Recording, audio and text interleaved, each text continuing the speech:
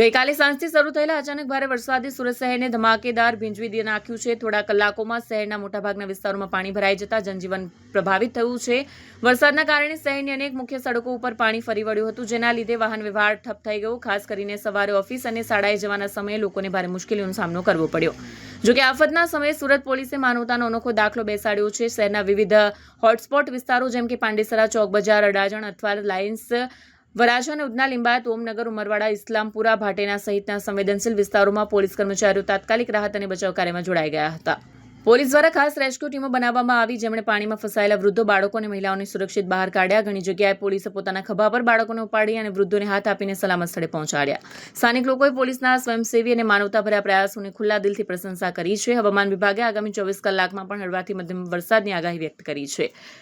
જિલ્લા વહીવટી તંત્રએ નાગરિકોને બિનજરૂરી મુસાફરી ન કરવા અને સત્તાવાળાઓના નિર્દેશોનું પાલન કરવા વિનંતી કરી છે।